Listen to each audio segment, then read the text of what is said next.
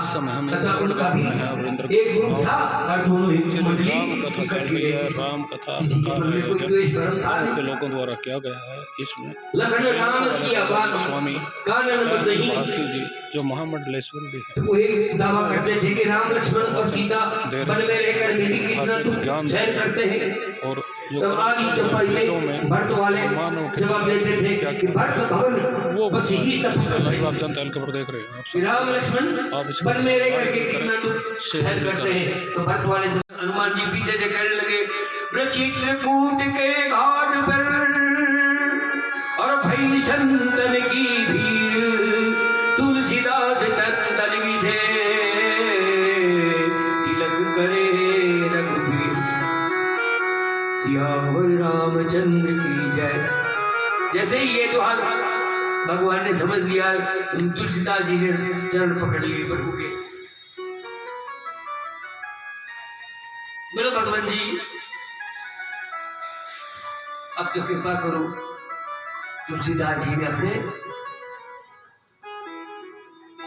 2 रोटी बना रखी थी, एक अपने लिए एक भगवान के लिए। अब ये तो थे राम सीता। बोला महाराज प्रसन्न है? बोला नहीं महाराज कल फिर आना। उसने सोचा आज भगवान भूखे रहे होंगे। अब दूसरे दिन उसने 2 रोटी भगवान के लिए बनाई, 2 अपने लिए बनाई और 2 सीता के लिए बनाई। और दूसरे दिन राम सीता लक्ष्मण 3 आए। बोला अब तो खुश है?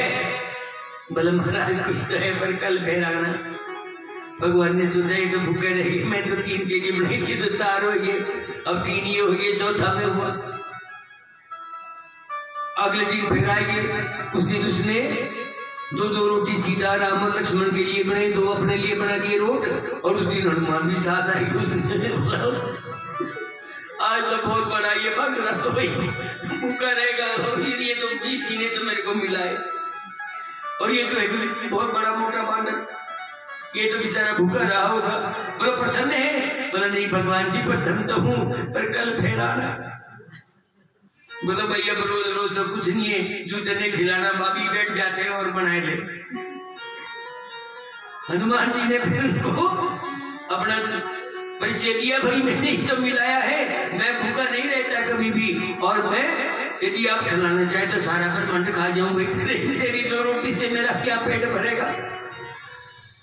तो कहने का मतलब ये है कि भाव के भूखे भगवान होते हैं, भगवान किसी के खाने के लिए नहीं आते हैं। इसलिए तुलसीदास जी को परमात्मा का सपरिवार सहित और भक्त से दर्शन हुआ। और तब तुलसीदास जी ने ये रामायण को, रामचरितमानस को लिखा।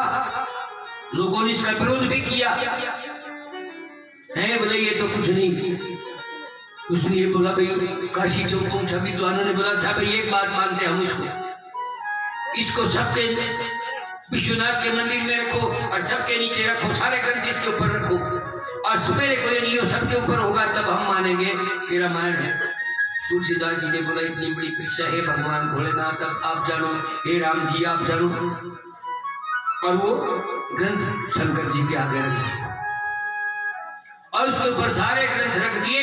जब सवेरे गए तो रामचरितमानस सबके ऊपर, और उसमें भगवान ने स्वयं अपने आप चौपाई भी लिख दी। इसलिए ये रामचरितमानस ऐसा है जिसको भगवान शंकर ने स्वयं प्रमाणित कर दिया कि ये ग्रंथ मानव के कल्याण के लिए होगा। तात मिले पुनि मात मिले सुत प्रात मिले सुपति सुखदाई, तात मिले पुनि मात मिले सुत प्रात मिले सुपति राज मिले गज गज मिले सब साज मिले मिले बच्चे सलाई, लोक मिले भय लोक मिले इसी लोक मिले वे कुंड जाई, सुंदर और मिले सब ही समागम है दुर्लभ भाई, संत समागम है दुर्लभ भाई, संत समागम है दुर्लभ भाई। संत मिलेंगे जीवन में तो क्रांति आएगी, अमूल्य परिवर्तन होगा, समाज को संत की दिव्य बना सकते हैं। ये जगत संतों के लिए ही है और ये सूरज संतों के लिए ही है। मैं ये आप जो उपलब्ध उनका समय लेते हैं। बरसात संतों के लिए है, हमारे लिए नहीं। मुझे लगता है कि इसलिए मैं ऐसा कहता हूँ, हमारे लिए बरसात जो आती है वो कहीं गिनी नहीं जाती। जब ज्यादा पड़े तो समझना कि हमारे लिए है, और यह सूखा पड़े तो समझना कि हमारे लिए है। पर जब समय आता है तब समझना कि संतों के लिए है। संत के लिए इसलिए नहीं बोल रहा हूँ कि आप सोचते होंगे कि भाई इसलिए बोलेंगे इसलिए संत के कपड़े पहन रखे।